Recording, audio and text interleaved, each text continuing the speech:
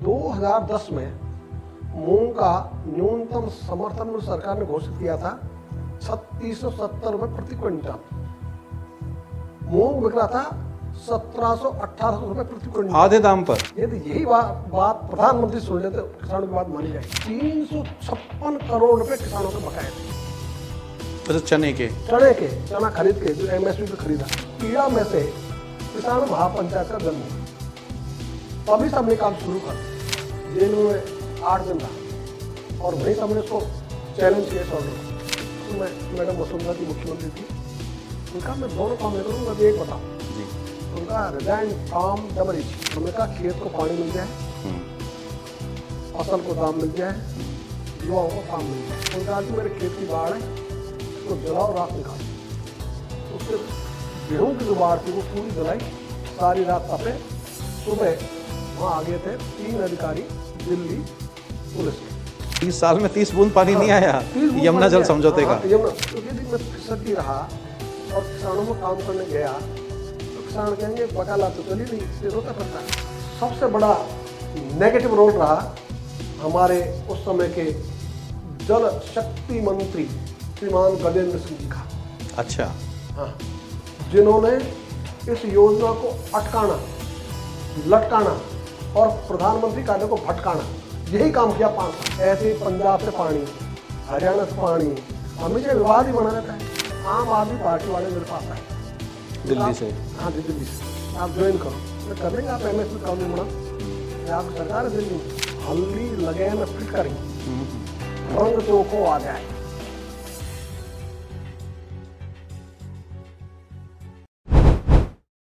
जय जवान जय किसान। आप सभी को याद होगा, देश को आज़ादी मिली उसके लिए बहुत संघर्ष हमारे स्वतंत्रता सेनानियों ने किया था, तब जाकर के हमें आज़ादी मिली थी। लेकिन आज हम आज़ादी के बाद देखें तो किसान आज भी गुलाम है। कृषि नीतियां कहें या किसानों के लिए जो बन रही योजनाएं, उनमें बहुत बड़ा गैप है। सरकार चाहे किसी भी दल की रही हो, किसानों की आवाज़ को कभी नहीं सुना गया। या यूँ कहें कि किसानों के लिए जो काम होने चाहिए थे आज़ादी के बाद, वो नहीं हुए हैं। पिछले 45-50 वर्षों से किसानों के हक के लिए, किसानों की बात के लिए, उनके सम्मान के लिए अगर कोई लड़ रहे हैं तो सच्चे मायने में वो धरती पुत्र हैं जो किसानों के लिए संघर्ष कर रहे हैं। आज हमारे साथ में ऐसे ही धरती पुत्र जो पिछले 45-50 वर्षों से किसानों के लिए संघर्ष कर रहे हैं, किसान महापंचायत के राष्ट्रीय संयोजक रामपाल जाट साहब आज हमारे साथ हैं और इनका संघर्ष एक मिसाल है किसानों के लिए। वार्ता को शुरू करें उससे पहले हम स्वागत करते हैं डॉक्टर रामपाल जाट साहब, आपका बहुत बहुत स्वागत है। धन्यवाद साहेब शरद जी। जैसे कि मैंने पहले ही कहा, आज़ादी के बाद जितना काम होना चाहिए था किसानों के लिए या कृषि के लिए, वो नहीं हुआ है। उसकी शुरुआत करें उससे पहले थोड़ा सा प्रकाश हम ये चाहेंगे कि आप अपने ऊपर, मतलब कि अपने बारे में कुछ बताएं। शरद जी, पहले तो आपको धन्यवाद कि आपने आपके नए चैनल के माध्यम से लोगों तक बात पहुंचाने के लिए प्रयास किए। इसलिए स्टूडियो की आपको बधाई भी, शुभकामनाएं भी। मैं जब कक्षा 10 में पढ़ता था शरद जी, उस समय गांव में गया, जो मेरे साथ पढ़ते थे उनके साथ, उनके जो पिताजी थे वो पटेल थे, मैं तो बच्चा ही था। उन्होंने कहा बेटा तू पढ़ने में तो होशियार है, तेरी कहीं न कहीं नौकरी लग जाएगी। मैं बड़ा खुश हुआ, लेकिन वहाँ रुके नहीं, वो आगे एक लाइन और बोल दी उन्होंने जिसने मेरी दिशा बदल दी। उनका तेरा इस हाड़ तोड़ मेहनत से पीछा छूट जाएगा, तेरे बाल बच्चे सुखी रहेंगे, लेकिन हमारे किसी काम का नहीं रहेगा। मैंने उनसे तो कुछ नहीं कहा जी, लेकिन मन ही मन में विचार किया कि मैं नौकरी नहीं करूँगा। और उस समय नौकरी की मुझे आवश्यकता थी, परिवार को भी मुझे भी। जी। और ये जो संकल्प किया कक्षा 10 में, फिर विचार आया कि करेंगे क्या। तो हमारे उस समय हायर सेकेंडरी थी उस समय, तो हाँ। उसके जो प्रिंसिपल थे श्रीमान रघुनाथ दास चतुर्वेदी, वो कहते थे अभी से तय करो तुम्हें क्या करना है। इसमें बड़ा आग्रह रखते थे। तो मैंने अपने आप को लिखना शुरू किया एडवोकेट। अच्छा, 10वीं क्लास में ही? हाँ, तो एडवोकेट लिखना शुरू किया। और फिर ये भी मैंने तय किया कि मैं जीवन भर एडवोकेसी नहीं करूँगा। अच्छा। लेकिन जीवन यापन के लिए और स्वयं को एस्टेब्लिश करने के लिए मैं ये काम करूँगा। और उसमें ये भी तय किया कि मैं वकील बनूंगा तो फिसड्डी में नहीं रहूँगा। क्योंकि यदि मैं फिसड्डी रहा और किसानों में काम करने गया तो किसान कहेंगे वकालत तो चली नहीं, इसलिए रोता फिरता है। तो मेरी बात का वजन नहीं होगा। और मुझे बहुत सुखद संयोग में उसको कहूँ, मार्गदर्शक के रूप में मिले मुझे राजस्थान उच्च न्यायालय के मुख्य न्यायाधिपति रहे श्रीमान बीपी बेरी साहब। उनके पास मैं जाता रहता था और वो बेटे की तरह प्यार करते थे। तो जब मैं वकालत करने जाना लगा तो उन्होंने कहा कि बेटे डू और डू नॉट्स, क्या करना क्या नहीं करना, इस पर ध्यान दो। उन्होंने स्वयं की कहानी सुनाई। उनका मेरे पास टूटी साइकिल थी जब अजमेर में वकालत शुरू की, और मैं चीफ जस्टिस से रिटायर हुआ हूँ। पैसे की चिंता मत करना, हाथों में तैरेंगे, देखना मत पैसे की ओर, काम करना।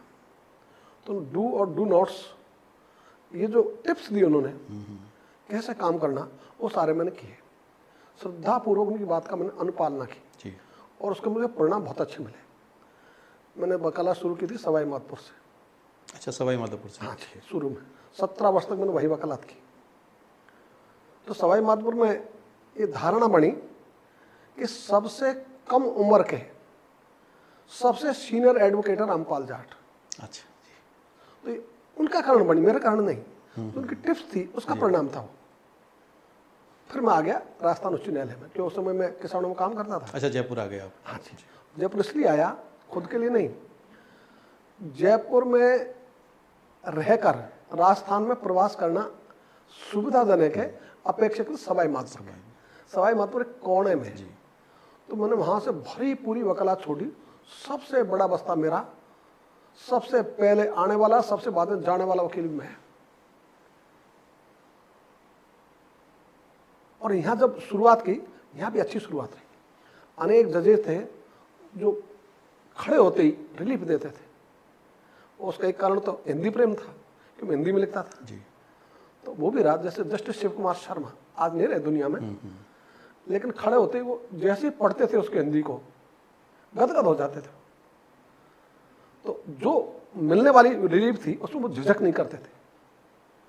तो यहाँ भी मैंने 2017 से लेकर जो वकालत शुरू की वो चली लगातार आगे तक। और ये वकालत मेरी तब छूटी जब मुझे एडिशनल एडवोकेट जनरल बनाया गया। और वो भी मैं इसलिए नहीं बना कि मुझे कोई खुद को कुछ चाहिए, मैं इसलिए बना कि यदि मैं बाहर जाऊंगा और एडिशनल एडवोकेट जनरल में हूं तो लोग रेस्पॉन्ड करेंगे जी। ये एक मन में थी। और ये भी था कि मैं वकालत आजीवन नहीं करूंगा। अच्छा, ये भी तय था कि वकालत आजीवन नहीं करनी है? नहीं करनी, ये तय था। इसलिए जैसे ही मौका मिला मुझे महामंत्री बनाया भाजपा का, एडिशनल एडवोकेट जनरल होते हुए। अच्छा, ये महामंत्री भाजपा का कब बनाया आपको? ये 2007 की बात। 2007 की। 2004 में बन गया था एडिशनल एडवोकेट जनरल। फिर मैंने एक ही बात पूछी, उस समय मैडम वसुंधरा जी मुख्यमंत्री थी। उनका मैं दोनों काम नहीं करूंगा तो एक बताओ जी। तो उनका रिजाइन फ्रॉम AAG। मैंने तत्काल रिजाइन कर दिया। इस पे हमारे जो हाई कोर्ट के एडवोकेट्स थे उन्होंने सम्मानित किया। नहीं, आज तो देखते हैं AAG में जाने के लिए लोग लाइन में लगे रहते हैं। हाँ बिल्कुल सही, अपनी अप्रोच कराते हैं। सही करो सर जी। इसलिए उन्होंने यही कहा सब वकीलों ने कि हम तो पार्टी के ऑफिस बीरियर इसलिए बनते हैं जिससे AAG बनने में सुविधा हो जाए। हाँ हाँ, कहलानी पड़े तो हमारे आगे जज बनने में सुविधा हो जाए। आगे जज बनने में सुविधा हो जाए। तो ये एक सबका दृष्टिकोण रहता है। मेरा इस उल्टा था। मुझे न तो नौकरी करनी थी, न मुझे स्थायी रूप से वहाँ रहना था। मुझे तो किसानों में काम करना था। हाँ, मतलब आपके अंदर तो चंद्रशेखर आज़ाद, भगत सिंह जैसा संघर्ष का अंकुर मतलब पहले ही फूट चुका था अंदर से। हाँ, ये मानो कि कोई जन्म में घूंटी ऐसी मिली जी। कि मेरे मन में दर्द था। इसलिए एक बार 1997 में जब हमने पुरानी विधानसभा में प्रदर्शन किया तो पत्रकार वार्ता में एक अपने पत्रकार मित्र ने पूछा कि आप तो वकील हो, आप किसानों के नेता कैसे हो सकते हो? तो जो स्वतः मेरे मुंह से निकला, मैंने कहा जी 2 कारण से। पहला, मेरा जन्म किसान घर में हो गया, इसलिए मैं वहाँ की पीड़ा जानता हूँ। नहीं, आपके तो खून में किसानी है। हाँ, किसानी, तो मैं जानता हूँ वहाँ की पीड़ा क्या है। और परिवार वालों ने, समाज की कृपा से मैं पढ़ लिख गया, इसलिए मैं ये जानता हूँ कि इसका समाधान क्या है, किसानों के हक क्या हैं, हाँ, और वो क्या कैसे है? मिलेंगे, तो हाँ, उसके लिए कैसे? संघर्ष करूंगा।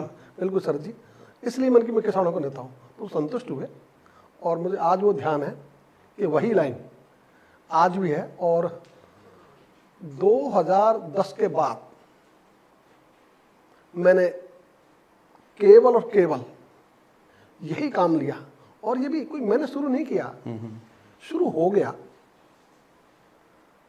और वो हुआ एक पीड़ा में से। अच्छा, एक पीड़ा। हाँ, वो पीड़ा क्या थी?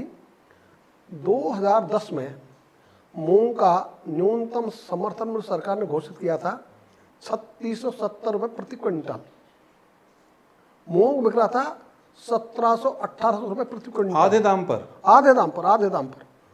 तो 2010 में उस दिन तक मैं एमएसपी को जानता ही नहीं था। अच्छा, यदि मैं किसानों का काम करता 2010 तक? हाँ, नहीं जानता था। तो एक हमारे वकील हैं अजमेर के, उनका फ़ोन आया, मिस्टर डिडारिया, कि रामपाल जी आप तो किसानों के लिए लड़ते हो, किसान मर रहा है, आप चुप हो। मैंने कहा भाई क्या हुआ ये तो बताओ। उनका एमएसपी से आधे दामों में मूंग बिक रहा है। अरे आपकी कोई मानेगा नहीं, हम जानते हैं, लेकिन हमारे स्पोकमैन तो बन जाओ। हमको ये तो कोई लगेगा हमारा कोई प्रवक्ता है, तो बोलो तो सही कि मूंग खरीद करे सरकार। तो मूंग की खरीद करे सरकार, ये बोलना शुरू करो। तो ये मैंने 2010 25 अगस्त को पहली मीटिंग की दूदू में, दूसरी फुलेरा में, तीसरी नरैना में, और फिर मैं घर नहीं आया।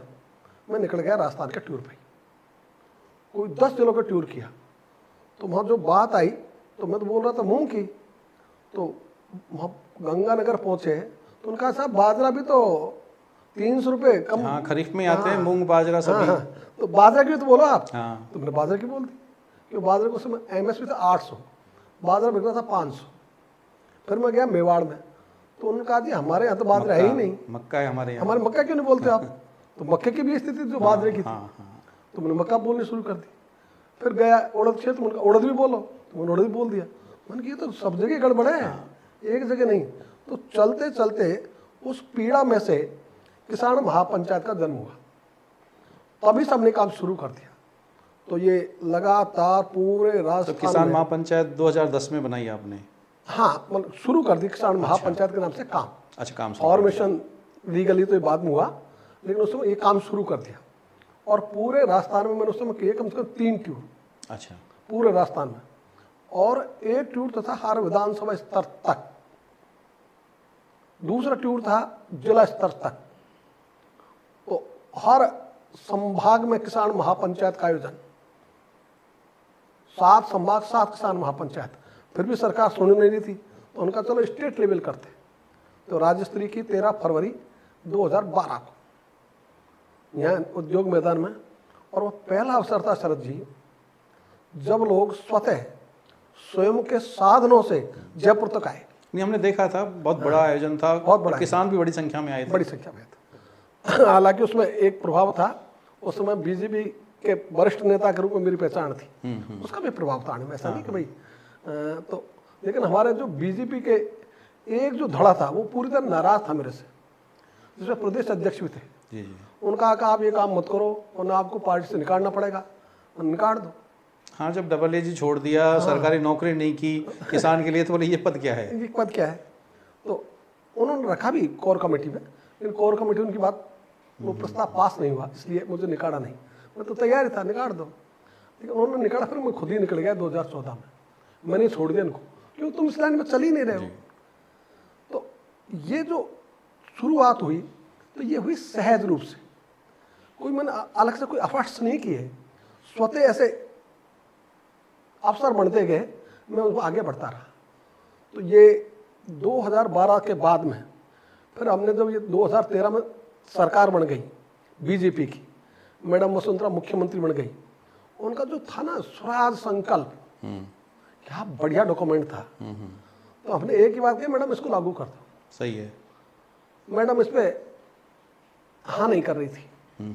हमने कोशिश की तो पहला हमारा काम पड़ गया मूंगफली खरीद का। मूंगफली के 3-4 किलोमीटर लंबे लाइन। उस समय ऐसे हालात बने थे। ऐसी स्थिति। तो मैंने कहा जी 28 फरवरी में लास्ट डेट है और लाइन तो 3-4 किलोमीटर है, तो इसको एक्सटेंड कर दो, इसको 12 महीने के लिए रखो। तो उन्होंने नहीं किया। मैं बैठा धरने पे उद्योग मैदान में, तो 9 दिन उसका एक्सटेंशन दिया। अच्छा, 9 दिन बढ़ाया उसको। 9 दिन बढ़ाया कि भाई धरने पे नहीं बैठे, चलो। फिर आगे चढ़ा, उस सरकार ने खरीदा। 356 करोड़ रुपए किसानों के बकाए थे। अच्छा, चना खरीद के जो एमएसपी पे खरीदा उसके, और वो 30 जून लास्ट डेट थी। अगस्त आ गया, पैसा नहीं मिला। पैसा नहीं मिला किसी को भी, एक नया पैसा ही नहीं दिया। तो हमने यहाँ कहा, तो उसमें केंद्र में भी भाजपा की सरकार बन गई थी।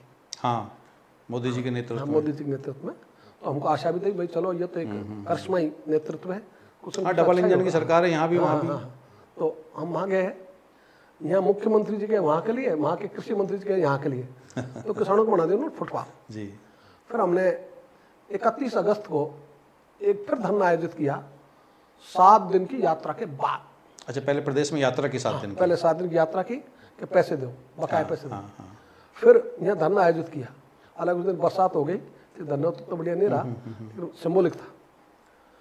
फिर हमारा गया शिष्टमंडल मिलने, तो मैं तो नहीं गया, मैंने लोगों को अच्छा, मुख्यमंत्री से मिलने। मुख्यमंत्री उस दिन दिल्ली थी, तो उनके जो है ना कारिंदे वो मिले।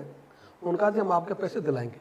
मैंने कि देख लो जी, हमने तो प्रस्ताव पास कर लिया, 3 दिन में आप पैसे दिला दो, नहीं तो आपके 4 जगह उपचुनाव है, चारों जगह होगी किसान महापंचायत पैसे लेने के लिए। तो ये संयोग था क्या था ये तो पता नहीं, ये तो वो जाने, लेकिन पैसे 2.5 दिन में आ गए। क्या बात है। 3 दिन में मिल गए। तो 356 करोड़ रुपए किसानों में आ गए। ये बड़ी जीत थी। और फिर हमने कहा कि इसको लागू करो, हर ग्राम सेवा सहकारी समिति खरीद केंद्र बनाओ। आपने लिखा है मैनिफेस्टो में, लेकिन वो तैयार नहीं थे। फिर हमारा शुरू हो गया आंदोलन, और आंदोलन शुरू हो गया विधानसभा पे धरना। उद्योग मैदान उसमें खाली था, आज तक तो बंद है। तो उस समय उद्योग मैदान में हम धरना शुरू किया, तो रोज वो ले जाते, गिरफ्तार करते, शाम को छोड़ देते। एक दिन सुबह 10 बजे ही एक इंस्पेक्टर आए पुलिस के, उनका आज आप मत आना, बाकी लोगों को आ जाने तो कोई दिक्कत नहीं है, तो मैं आपको व्यक्तिगत सूचना देना आया हूँ, आज आपको छोड़ेंगे नहीं, बाकी सबको तो छोड़ देंगे, आप मत आना। तो मैंने उनसे तो कुछ नहीं कहा, मैंने सोचा मैं नहीं आऊँगा तो मेरा आंदोलन कौन सही है चलाएगा, कैसे चलाएगा भाई। तो मैं गया और उनकी बात सही हुई, मुझे डिटेन किया, मजिस्ट्रेट के सामने ले गए और उन्होंने 3 आरोप लगाए शरद जी। पहला उन्होंने कहा आपने धारा 144 तोड़ी है। दूसरा उनका आरोप था आपने बिना लीगल परमिशन के धरना आयोजित किया है। तीसरा उन्होंने आरोप लगाया आपने सार्वजनिक स्थान पर नारेबाजी करके शांति भंग की है। और मैंने उनका उत्तर दिया लिखित में, तीनों को कहा मैं तीनों सही है। और फिर मैंने लिखा ये हमारा संवैधानिक अधिकार है, आप अनुमति दो नहीं दो ये आपका काम है। हमने तो एप्लीकेशन लगाई थी, आपने अनुमति दी, शाम को 6 बजे, रात को 12 बजे विड्रॉ कर ली, हम क्या कर सकते इसमें। सही है। और दूसरा जो है धारा 144, तो आपकी धारा है लगाते रहो, तो कोई सी धारा लगा लो, तो यदि इसको हम तोड़ रहे हैं तो जो भी लीगल एक्शन आप लीजिए। और तीसरा कहा नारेबाजी हमने की, लेकिन हमारे कारण शांति भंग नहीं हुई, और ये हमारा सारे संवैधानिक अधिकार है। मजिस्ट्रेट ने हमारे सारे एडवोकेट मित्रों को बुला लिया, कहा यार अपने सीनियर एडवोकेट है, डबल एजी रहे, इनको जेल भेजना ठीक नहीं रहेगा, ये लिखित को वापस ले लें। मैं तो नहीं लेता। तो शाम को बज गए लगभग 6, मुझे फिर भेजा उन्होंने जेल। जेल में मैं 8 दिन रहा, और वहीं से हमने उसको चैलेंज किया इस ऑर्डर को, और चैलेंज किया तो 3 दिन बहस चली। अच्छा, आपने जमानत नहीं करवाई? ना मैंने जमानत मना करती, मैं तो जमानत कराऊंगा नहीं। अच्छा, वो तो वही कह रहे थे आप जमानत दे दो, है ना, मैं तो नहीं देता जमानत, मैंने कुछ किया ही नहीं था, आप ट्रायल करो। है कि जमानत, मैं जमानत नहीं लूंगा, जब मुचल कहते तो वो भी नहीं दूंगा मैं आपको।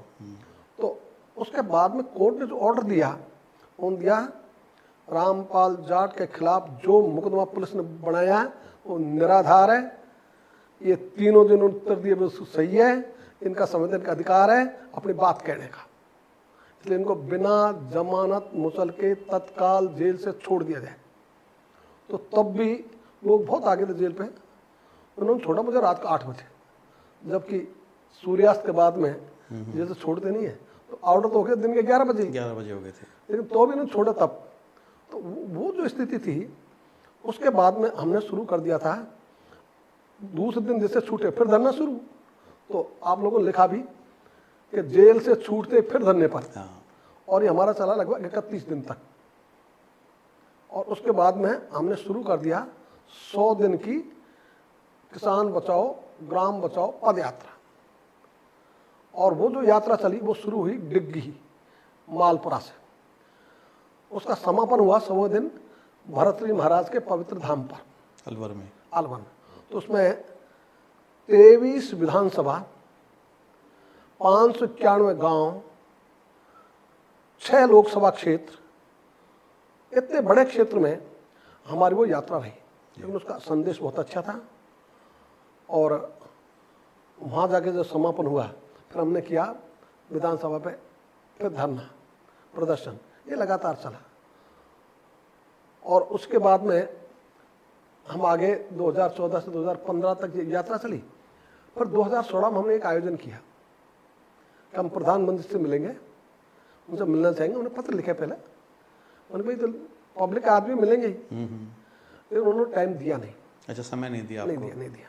तो हमने कहा कि चलो नहीं दे तो मत दो, हमारे और हम ट्रैक्टर से आएंगे दूर से। हाँ, बड़ी फेमस हुई थी आपकी कि मतलब ट्रैक्टर रैली, ट्रैक्टर हुंकार रैली। हाँ, ऐसा था कुछ। बिल्कुल। तो वो है ना, वो दूर से दिल्ली ट्रैक्टर कूच, हाँ, उस नाम से थे वो। तो हम गए, 2 दिन हम चले, 23 दिसंबर को रवाना हुए, 23 को चले, 24 को चले, और 25 को उन्होंने हमको रोक दिया शाहजहांपुर बॉर्डर पर। इधर हरियाणा पुलिस, इधर राजस्थान पुलिस, हमको 2 भागों में विभक्त कर दिया उन्होंने। लेकिन अच्छी बात ये थी कि आदमी तो हमारे साथ उतनी संख्या में नहीं थे जितनी संख्या पुलिस सोच रही थी, लेकिन जो थे वो टस से मस नहीं हुए, सारे डटे रहे। और वो 25 दिसंबर की रात ठिठुर थी, ओढ़ने बिछाने को इतना साधन थे नहीं। तो एक किसान था पप्पू यादव, उन्होंने कहा जी मेरे खेत की बाढ़ है, इसको जलाओ, रात में काटो। तो उसके गेहूं की जो बाढ़ थी वो पूरी जलाई, सारी रात तपे। सुबह वहाँ आ गए थे 3 अधिकारी दिल्ली पुलिस के, उन्होंने कहा जी आप चलो, आपसे कृषि मंत्री मिलने को तैयार है। सुबह 9 बजे की बात थी। हमने कहा हम तो नहीं जाते, वार्ता होगी तो होगी प्रधानमंत्री स्तरीय। तो उन्होंने कहा कि आपकी कोई इनसे नाराजगी है कि कृषि मंत्री से?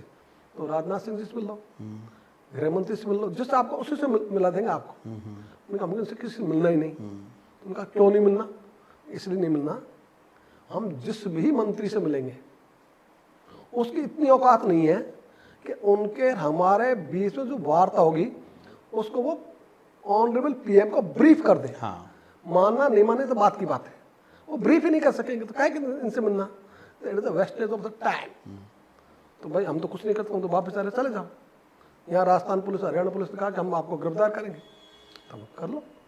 कहने आपके बारे में हमको हाईकमान से पूछना पड़ेगा, तो भाई पूछ लो। तो 11 बजे शुरू हुई उनका पूछना, शाम को 4 बजे उत्तर आया, गिरफ्तार कर लो। कभी कभी योग संयोग होते हैं, हम ही नहीं होते करने वाले, कोई और भी है जो शक्ति है। उसी समय दिल्ली से जो 3 अधिकारी आए, उनके साथ 2 और आए, 5 अधिकारी आए उसी समय। उन्होंने कहा जी आपकी प्रधानमंत्री से वार्ता होगी। आज प्रधानमंत्री नहीं है, मगर हम ही समझते हैं उनको कोई प्रतिनिधि बिठाते।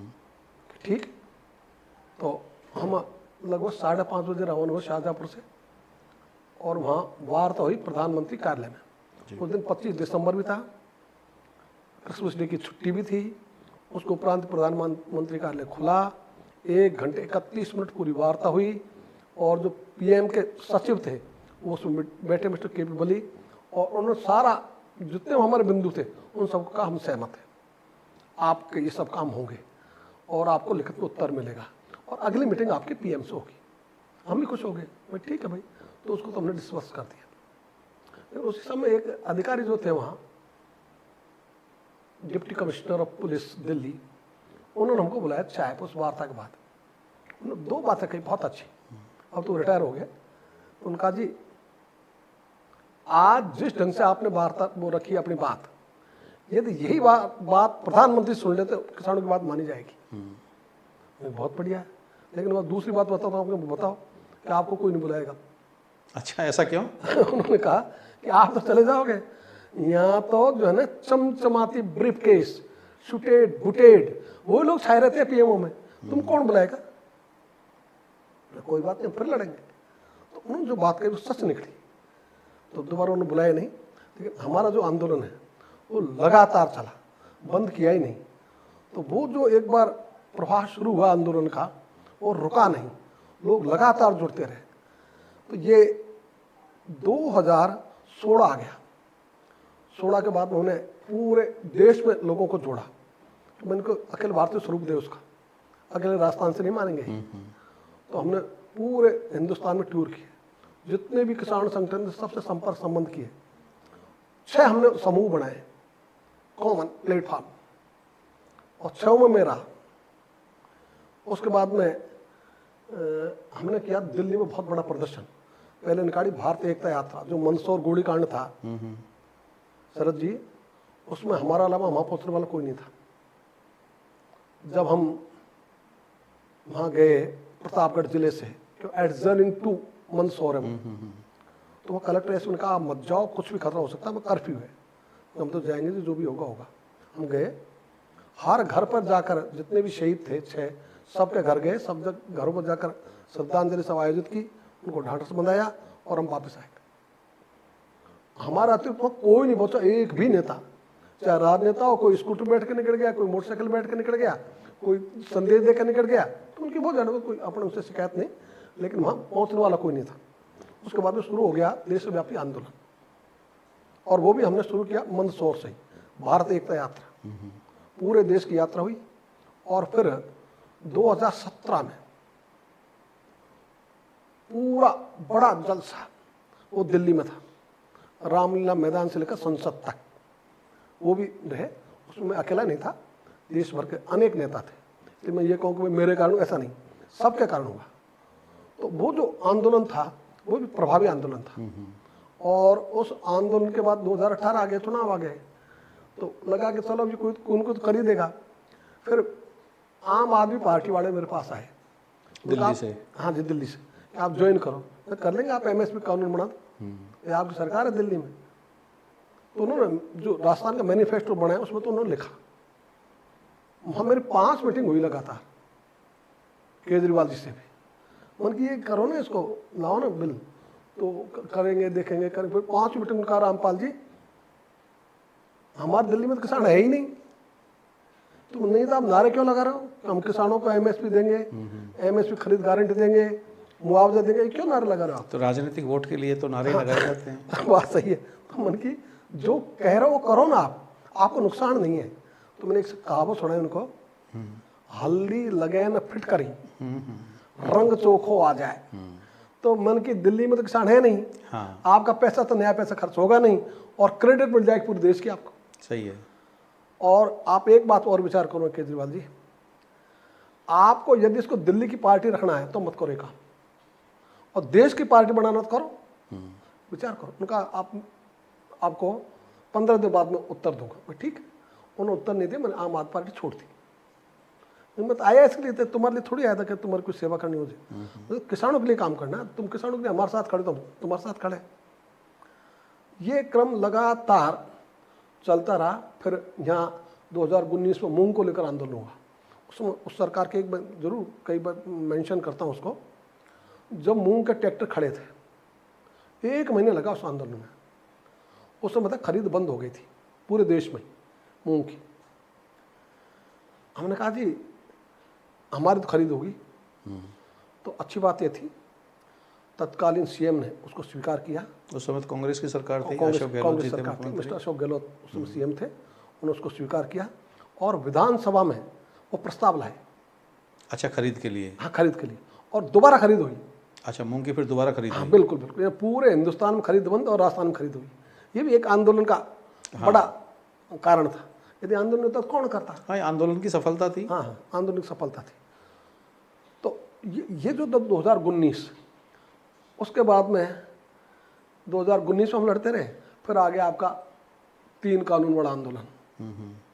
सर जी, उसमें सबसे पहले पत्र लिखा राजस्थान की ओर से, देश के किसानों की ओर से, ये आया था 14 जून को। 20 जून को उन्हें पत्र लिख दिया, 7 दिन बाद ही। उसको कोई रेस्पॉन्ड नहीं था वहाँ से, पीएमओ से। फिर दूसरा पत्र लिखा मैंने 21 अगस्त को, और वो था चेतावनी आंदोलन की। इसके साथ फिर टेलीफोन आया कृषि मंत्री का, भारत सरकार के का, तोमर साहब उस समय कृषि मंत्री थे। उनका, रामपाल जी अपन मिलना चाहेंगे, आपका पत्र आया है। और मैंने रिट भी लगा दी थी तीनों कानून के खिलाफ हाई कोर्ट में। तो 2 कानून बड़े हो गए। उनका एक बार मिलना चाहेंगे, और जरूर मिलेंगे, बताओ कहाँ मिलेंगे, जहाँ आप कहोगे वहीं मिल लेंगे, मिलने में हमारी कोई कंजूसी नहीं है, झिझक नहीं है। तो उनका दिल्ली आ जाओ, मैं दिल्ली आ जाएंगे। तो उन्हें ये इस तारीख को आ जाओ, इसको नहीं आ पाऊंगा मैं, को दूसरी तारीख होता। दूसरी तारीख हम गए, 2.5 घंटे हमारी वार्ता हुई। और ये बात है 30 सितंबर की। हमने उन्हें कहा, जी आपको दिक्कत क्या आ रही है, 3 कानून रहने दो, आप तुम अमेंड कर दो, इसमें एमएसपी ऐड कर दो, कि जो भी शुरू होगा एमएसपी शुरू होगा, इतना कर दो आप। तो उनका आप देखेंगे, और सारा मैंने उनको ड्राफ्ट दिया कानून का बना के। उन्होंने हाँ की, लेकिन किया कुछ नहीं। उसके बाद में 26 सितंबर को किसानों का कूच शुरू हो गया था दिल्ली की तरफ। 28 सितंबर को राजस्थान में हमने कूच किया। तो शाहजहांपुर बॉर्डर पर हम लगातार रहे। और बाद में जो एक एपिसोड हुआ 26 जनवरी को, वो हमें अच्छा नहीं लगा। एपिसोड तो हो जाते हैं, उसमें कोई दिक्कत नहीं, उसमें किसी का बस भी नहीं होता, लेकिन बाद में उसको जिस ढंग से हैंडल किया, उसको डिफेंड किया, वो मुझे अच्छा नहीं लगा। मैंने कहा, हम यार सत्य, अहिंसा, शांति के आधार पर लड़ रहे हैं, तुम डिफेंड क्यों कर रहे हो उसको, गलत तो गलत कहो। तो मैं उनसे अलग हो गया। आंदोलन से अलग नहीं हुआ, उनकी विचारधारा से अलग हो गया। हाँ, ये जो संयुक्त किसान मोर्चा था, मैं लगातार जाता था, उनसे मैं अलग हो गया। मैं तुम्हारे साथ काम। फिर हम चले गए दिल्ली, जंतर मंतर पर हमने सत्याग्रह शुरू किया। 93 दिन तक गिरफ्तारी हुई प्रतिदिन। और वो कोरोना का काल था, तो दिल्ली में कहीं कोई ठहरने को जगह नहीं। एक वो तो थे मिस्टर कमल यादव, उनके बाबा पहले मिनिस्टर रहे थे पंजाब सरकार में, सर छोटू राम के साथ। उनका हमारा पूरा गेस्ट हाउस है ठहराव, वो नहीं होता तो हमको ठहरने की जगह नहीं थी। न धर्मशाला कोई दे, न कोई और संस्थान दे, कि नहीं साहब कोरोना है, कोरोना। बड़ी दिक्कत हुई। तो हम रोज गुड़गांव से जाते थे, और एक आध बार तो ऐसा हुआ हमको मेट्रो में रोक लिया, उतार दिया कि नहीं जाने देंगे आपको आगे। तो क्यों नहीं जाने दोगे, कि नहीं जा सकते साहब आप। मैं कारण बताओ, बाकी तो जा रहे हैं, कि नहीं आप नहीं जा सकते। तो पूरा हमारा समूह को उतार लिया, वो भी हमने निपटा उससे। और फिर हैंड्सअप किया, उन्होंने क्षमा भी मांगी, फिर हम गए। तो ये क्रम 90 दिन से ज़्यादा, 93 दिन तक चला। वहाँ भी उसमें हम लगातार रहे। और ये जब कानून वापस हो गए, तब हमने सबने चैन लिया। लेकिन उसमें एक बात थी, एमएसपी की जो मांग थी। हमें तो संघर्ष अगर अपन देखें आपका, हम किसानों के लिए, वो तो लंबे समय तक चला और अभी भी चल रहा है। अभी एक हम ये आपका जो संगठन है राष्ट्रीय महापंचायत, इसका जो आपने बताया कि अब अखिल भारतीय स्वरूप ले चुका है, तो कितने, तो इसके कहाँ कहाँ लोग जुड़ गए हैं, कितने किसान जुड़ गए हैं, कितने अध्यक्ष बन गए, उसके बारे में थोड़ी जानकारी आप हमें दें। शरद जी, 8 राज्यों में हमने अध्यक्ष बनाए, वो अपनी इकाई बना रहे हैं। कुछ वो बढ़ गए, कुछ वो बढ़ा रहे हैं। और जो विभिन्न संगठन हैं, वो तो पूरे देश के इससे जुड़े हुए हैं। तो खुद का स्ट्रक्चर खड़ा करना एक बात है, लेकिन सारे स्ट्रक्चरों में अपनी बात कहना ये दूसरी बात है। तो दोनों एंगल से हमने काम किया। तो पूरे देश में ये संदेश पहुंचा।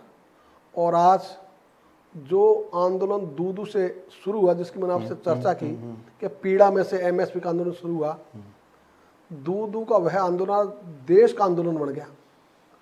जब ये आंदोलन शुरू हुआ था, हमने यही सोचा था कि इस आंदोलन का कुछ होगा क्या। तो हमको विचार आया कि यदि सब लोग इस पर बोलने लग जाए, चाहे कोई समर्थन करो चाहे विरोध करो, बोलने दो इन सबको, उनको बुलाओ।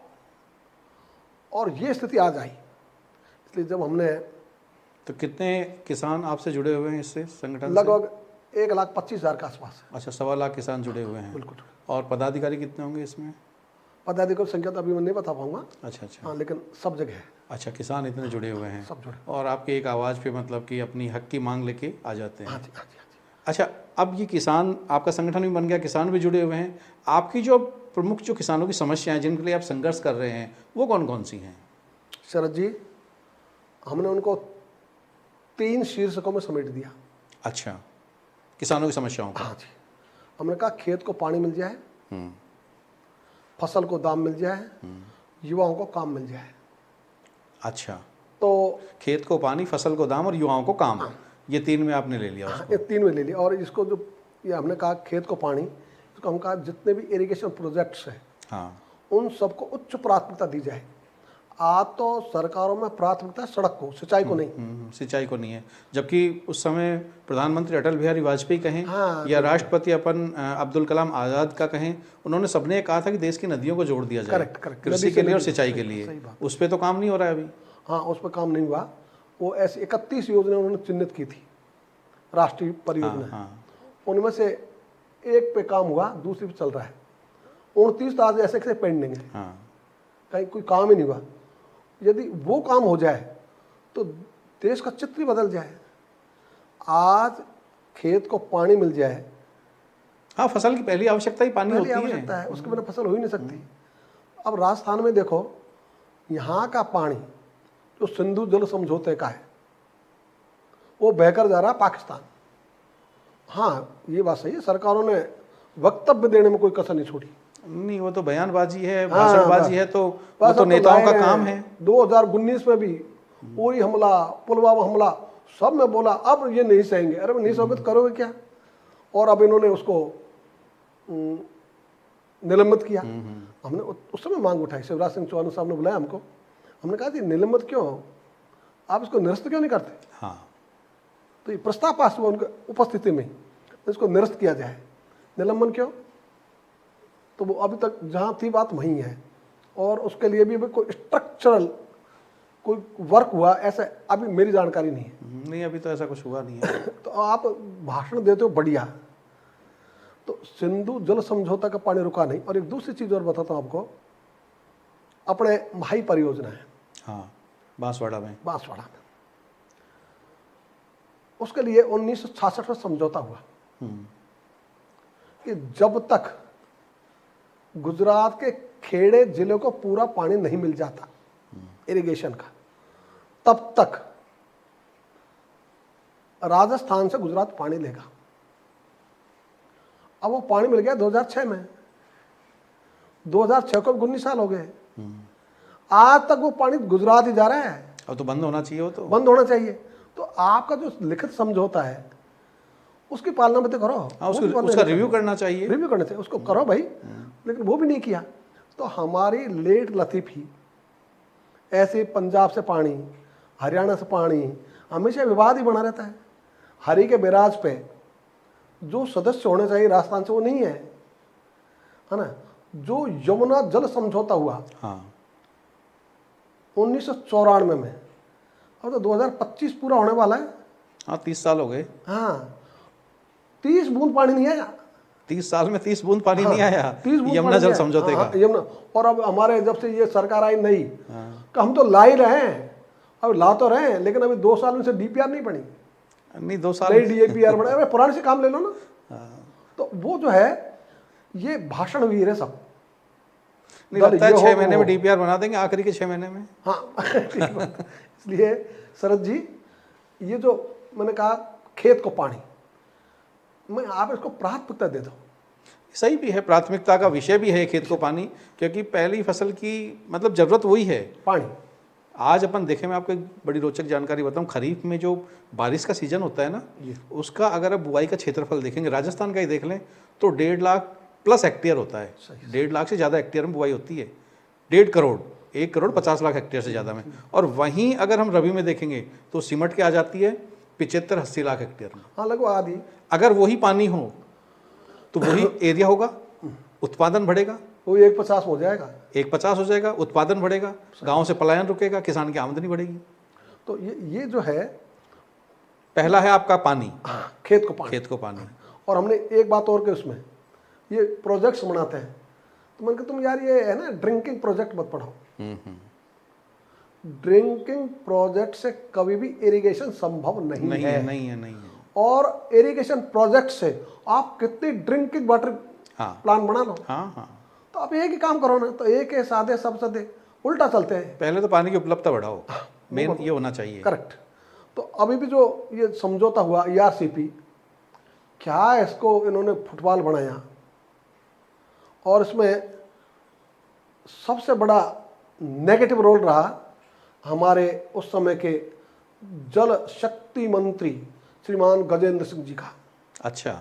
हाँ, जिन्होंने इस योजना को अटकाना, लटकाना और प्रधानमंत्री कार्यालय को भटकाना, यही काम किया 5 साल।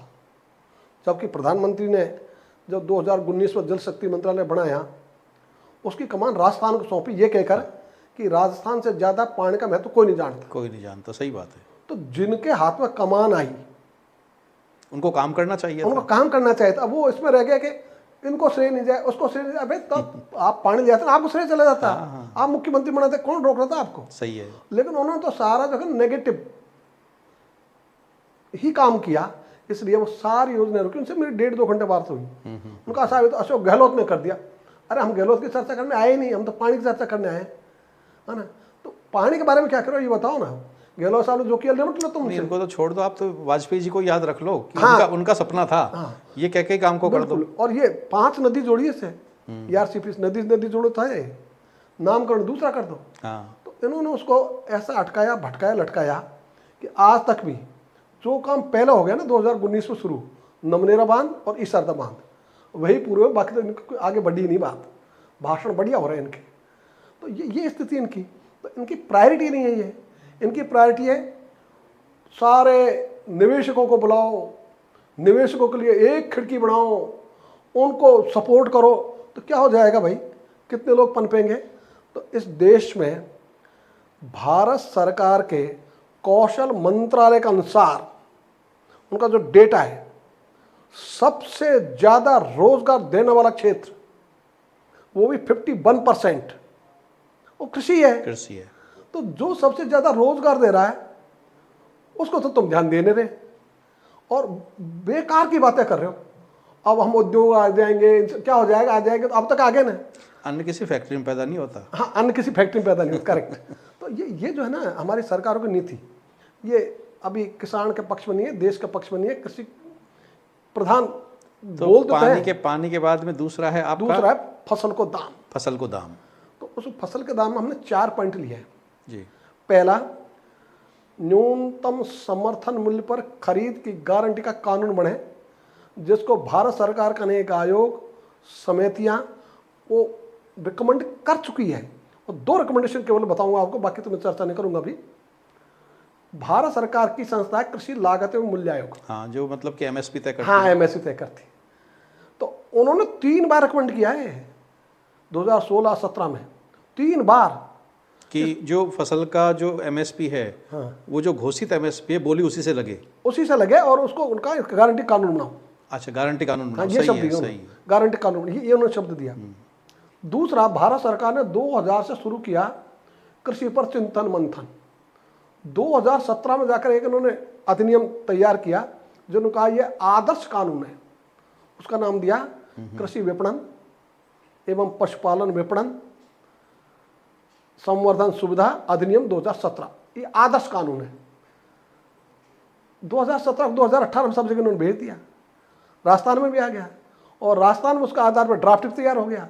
वो ड्राफ्ट जो अपना है ना कृषि मंत्रालय, कृषि पंत भवन, उसकी आलमारी में रखा है।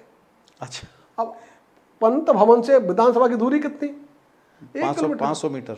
1 किलोमीटर बल्कि ज्यादा ज्यादा। वो 18 से लेकर 25 तक 7 वर्ष में 1 किलोमीटर नहीं चल सका, विधानसभा तक नहीं गया, टेबल ही नहीं हुआ अब तक। तो ये जो स्थिति है।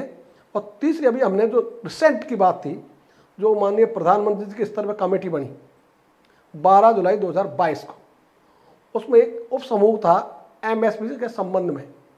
उस उप समूह ने 21 अप्रैल 2023 को रिकमेंड किया है कि न्यूनतम समर्थन मूल्य से ही नीलामी बोली शुरू हो।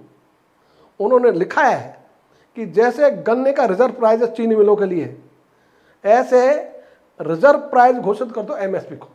नहीं, और उसमें तो किसी को आपत्ति भी नहीं है, सरकार का तो पैसा भी नहीं जा रहा है नहीं जा रहा इसलिए, लेकिन कि भाई एमएसपी है उससे बोली शुरू कर दो। सर जी आप सही कह रहे अब हो। वो चाहे किसान का खेत हो, सड़क हो, मंडी हो, किसान का घर हो, जहां भी हो, बोली उसी से शुरू हो। वो नहीं किया, तो इसको भी 2.5 वर्ष होने वाले हैं।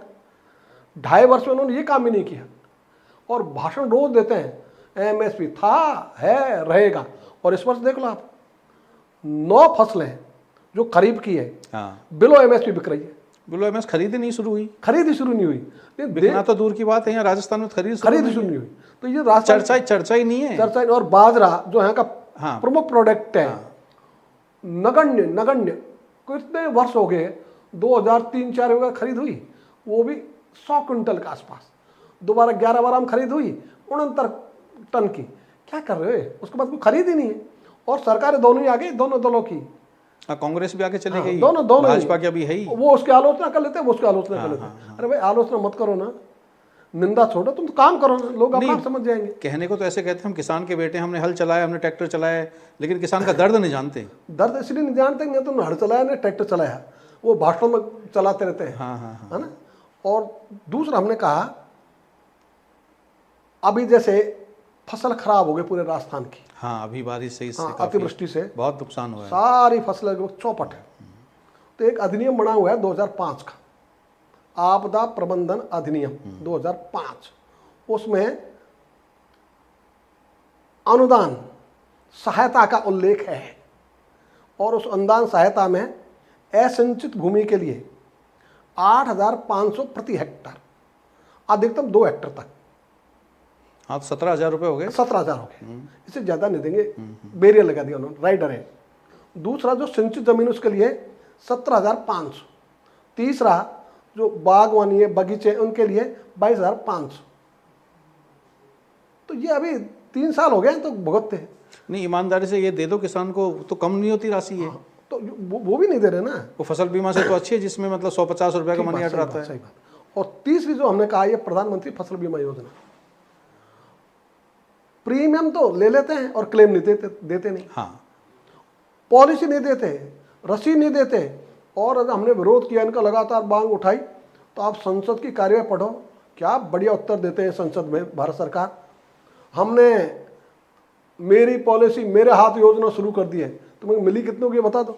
नहीं मिली कितनी, अभी तो एक फर्जीवाड़ा आया था 122 करोड़ का। हाँ, किरोड़ी लाल जी ने पकड़ा ही था। वो तो उनका है, केवल एक जिले का है। हाँ, एक जिले का है वो। तो ये तो पूरा कबड़ा है। इसलिए यदि हमारे कृषि मंत्री इस एज हॉल इस योजना को लेना तो और बढ़िया हो जाए। हालांकि उनकी कोई बात, आज बेचारे बन गए वो सरकार में, है ना। कृषि मंत्री होते वो बेचारे हैं, है ना। बेचारे कैसे हैं? इसलिए है कि उनका आधार पर कार्रवाई कर कौन रहा है। उन्होंने इतने छापे मारे, अब तक तो लोगों को जेलों में होना चाहिए था। जेल में कौन है अब तक? कोई जेल में नहीं है। सब जितने मिलावटी है सब स्वतंत्र घूम रहे हैं। तो सरकार तो जो है ना, ची मार दे सरकार के मारे तो इसलिए बेचारे हो गए वो।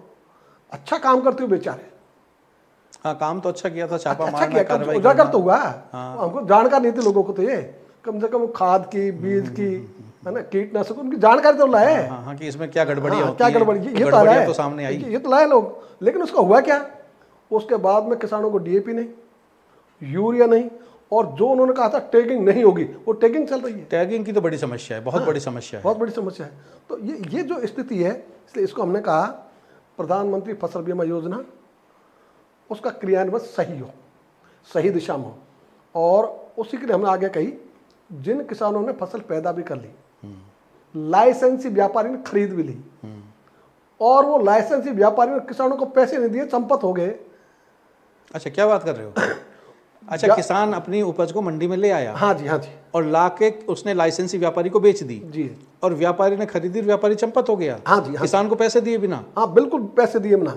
उसमें इतनी जरूर है कि जिस व्यापारी ने खरीदी उसके तो एक्सीडेंट में डेथ हो गई, लेकिन उसके 2 बेटे हैं, फसल तो दोनों बेटों ने बेची। अच्छा, फसल दोनों बेटों ने बेची हाँ, है? और वो लेके जयपुर से फरार। उनकी और कितनी राशि की फसल होगी? वो 11 करोड़ से ज्यादा है। 11 करोड़ की? हाँ, तो 11 करोड़ रुपए एक छोटे से इलाके के बाकी हैं। कौन से क्षेत्र का मामला ये है? दूदू क्षेत्र का अच्छा, दूदू का। है ना। और उसकी एफआईआर कराई है मंडी ने, और एफआईआर पुलिस थाना दूदू में है। आज तक 2 साल में उन दोनों व्यक्तियों को ट्रेस नहीं कर सकी पुलिस कि वो है कहाँ। अरे लाओ तो सही, उनको सामने तो लाओ। जब उनकी पत्नियां यहाँ, उनकी माँ यहाँ, उनके ससुर यहाँ, उनके भाई यहाँ, काका यहाँ, सब यही हैं। और वो दोनों व्यक्ति पकड़ में नहीं आ ना, रहे पुलिस के? हाँ, इसलिए हमने कहा भाई आप तो मुख्यमंत्री तक पहुंचाई ये बात? बिल्कुल पहुंचाइए, बिल्कुल वहां से पहुंचाइए। क्या संदेश आया? कोई नहीं आया। अच्छा, संदेश ही नहीं आया? नहीं, अभी तो हमारी वार्ता हुई 3 अक्टूबर को जी। उसमें संभागीय आयुक्त को बिठाया था जयपुर वाले को। उन्होंने जरूर पत्र लिखा है आईजी को, है ना, कि इसको इस पर कार्रवाई करो। लेकिन वो भी 3 अक्टूबर का पत्र है ना, और आज तक तो कोई कार्रवाई हुई नहीं। तो ये जो स्थितियां हैं, इन स्थितियों में हमने ये कहा कि भाई ऐसा कानून बना दो कि वो पैसा तो किसानों का मंडी शुल्क का, हाँ, तो आप किसानों को पेमेंट कर दो पूरा बकाया का, और उस व्यापारी से तुम उनसे वसूल कर लो, क्योंकि सरकार का हाथ लंबे होते हैं। हाँ, उसकी संपत्ति है, कुछ भी है उससे। कई ऐसा, अरे उनको उठा के जेल बंद करो तो पैसे दे देंगे, देर नहीं लगाएंगे। लेकिन ये काम सरकार नहीं कर रही है अभी। तो ये तो मतलब यहाँ माने तो मतलब सरकार जो है वो व्यापारियों के साथ है, किसानों के साथ नहीं है। बिल्कुल बिल्कुल एकदम सही है। और व्यापारी भी जो बड़े कॉरपोरेट उनके साथ ज़्यादा है, छोटों को तो कभी कभी सपोर्ट करती है, लेकिन कॉरपोरेट को तो हमेशा सपोर्ट करती है। और इसी ढंग से तीसरी हमने बात कही, युवाओं को काम। भारत स्वतंत्र होने के पहले ही जो उपनिवेशवाद शुरू हुआ, जिसको जमुनालाल बजाज साहब ने बहुत अच्छे ढंग से लिखा था, कच्चा माल भारत में, निर्मित होने के लिए इंग्लैंड में, कच्चा माल का दाम दिया जाएगा कौड़ी, और निर्मित माल के दाम लिए जाएंगे सोने में। इसलिए हिंदुस्तान का सारा धन इंग्लैंड में चला गया, हिंदुस्तान निर्धन हो गया, इंग्लैंड धनी हो गया। वो आज़ादी के बाद में जिए।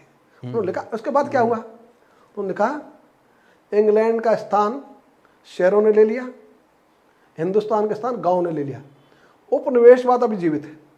हाँ, तो हमने उस उपनिवेशवाद को समाप्त करने की बात कही है, वो नहीं हुआ। और इसी में हमने कहा कि आप ये जो बना रहे हो आज़ादी के बाद औद्योगिक क्षेत्र, पहले दिल्ली के पास फिर जयपुर के पास, क्यों बना रहे हो भाई? तो जो सेलेक्टेड धनपति है उनको ऑब्लाइज करते हो, जमीन लेते हो किसानों की। ये छोड़ो ना धंधा, आप तो हर गांव को औद्योगिक क्षेत्र घोषित कर दो।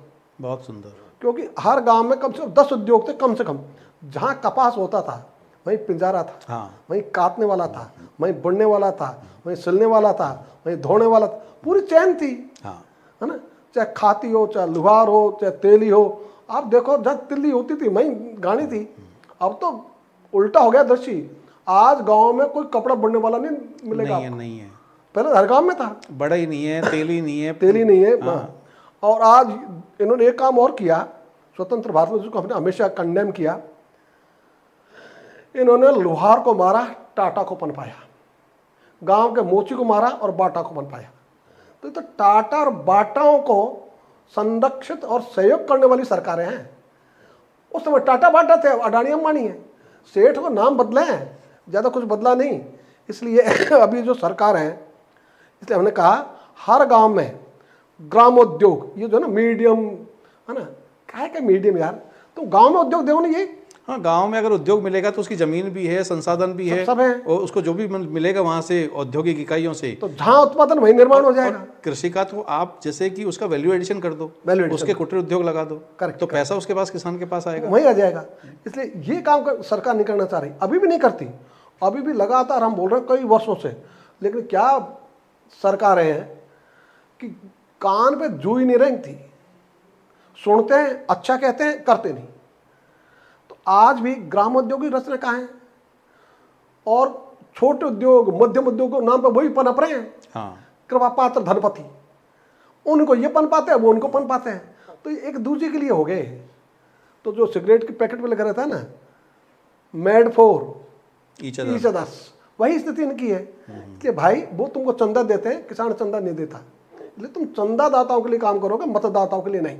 लेकिन मतदाता तो क्या, अन्नदाता के बारे में सोचने की जरूरत है हाँ, पहले तो। इसलिए सबसे बड़ा मतदाता अन्नदाता है। हाँ, आज भी मतदाता का जो वर्ग है वो सबसे बड़ा अन्नदाता है। हाँ, अन्नदाता है। तो अन्नदाता है, मतदाता है, उनकी चिंता नहीं करते।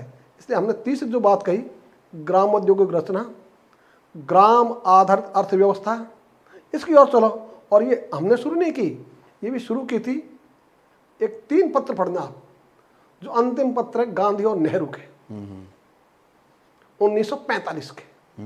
पहला पत्र लिखा गांधी ने नेहरू जी को। उन्होंने कहा कि देश आज़ाद होने की संभावना है, अब जो हमारे देश की अर्थरचना है इसका आधार देहात को बनाओ। अच्छा, उस समय कहा गया। हाँ, 1945 में, 1945 5 अक्टूबर 1945 को। उसका उत्तर नेहरू जी ने दिया, बाबा गांव वाले तो संकीर्ण दिमाग के हैं। गांधी जी को। हाँ, गांधी जी को, इनको हम आधार नहीं बना सकते, इनको आधार बनेगा हम दुनिया पर पिछड़ जाएंगे। फिर गांधी ने उनको तीसरा लिखा, उसका फिर कोई उत्तर नहीं है। अच्छा, उसका उत्तर ही नहीं है। नहीं है। मतलब किसानों की ऊपर जो कुठाराघात माने, या किसानों को जो आज़ादी के बाद में एक साइडलाइन करने की बात माने, तो शुरुआत वहीं से हो गई। वहीं 1945 हो गई। 1945। इसलिए आज भी आप आंकड़े देख लो, 1901 में जो जनगणना के आंकड़े हैं उनमें 89.2% ग्रामीण जनसंख्या थी। सही है। और 2011 की जनगणना हुई है, इसमें 68.8% रह गई। तो 89 से 68, 30% जनसंख्या पलायन कर गई गांव से शहरों की ओर, क्योंकि सारी सुविधाएं शहरों में है। इन्होंने नीति ऐसी बनाई, जनसंख्या आधारित नीति। विद्यालय कहाँ खोलेगा, चिकित्सालय कहाँ खोलेगा, सड़क कहाँ बनेगी, नल कहाँ लगेंगे। तो 1 लाख की आबादी, 50,000 की आबादी, तो वो तो शहरों में ही थी। तो आप यदि ईमानदार होते तो कहते हम 100 गाँव को मिला के एक ब्लॉक बना, हाँ, उसमें कर दो ये काम। किया नहीं, ये भी जानते थे, ऐसा नहीं कि भोले आदमी थोड़ी सब, ये सब चतुर लोग हैं।